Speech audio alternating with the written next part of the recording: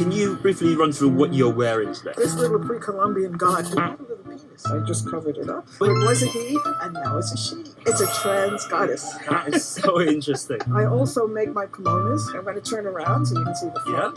And you can see the back. That's a really nice pattern. A friend of mine made that, and it's one of my favorites. Because I'm 83 years old, I have problems with my feet. So I wear Crocs. I have some Mexican folk art glued onto them. The gloves I bought for £1 in the flea market. I don't buy in the big stores. I believe in supporting individual artists. The fast fashion is I going have around. nothing to do with that, ever. I don't like it at all. And your hair. This is temporary. I paint it in 2 or 3 shampoos it comes out. I do it when I feel like it. Sometimes I just want to be natural. I am Sue Kreitzman. I'm an American, but I've been in the UK for 40 years. I'm an artist, a curator, and I'm a writer. When did you start feeling like you want to look like this? Since I can remember, I was born with a rainbow in my head. I grew up in the 50s. Everybody, they wore cashmere twin sets, little gold circle pins. This was in the 50s. Why? Boring, ridiculous. Everybody thought I was weird, but I didn't care. The longer I live, the more I feel I have permission to do anything I want, as long as you're kind and you take care of other people. Every year I get a little wild, but I've always dressed in color. It's me. Take it or leave it. What is the benefit of marriage? I think these days there is no benefit. Why get married? If you're going to have children, sometimes for tax reasons.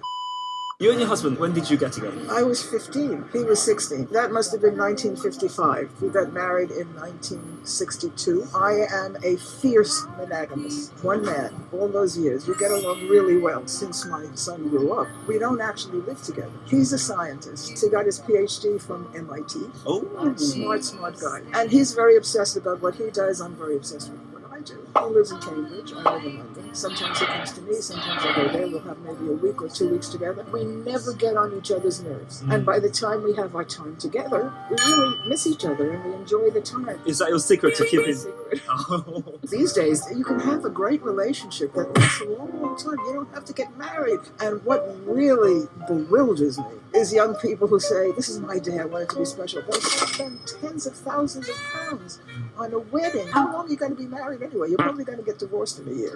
I'm very cynical about young people in marriage. Use the money for your life. Think ahead. But anyway, I'm just an old lady who's going to listen to me. The older you get, the closer you are to death. 83 years old, I'm not dead yet, but I can see it from here. How long do I have left? I don't know. Everybody dies. You have to live your best life if you possibly can. Quite a while ago, we interviewed someone. I've been at a funeral. His family said to us, please come in amazing clothes. Absolutely, completely. When I finally go, I know I'm going to go one day. Don't say that now. Not today, not tomorrow. And all my friends are very colorful. I want them to dress all black and tears and no.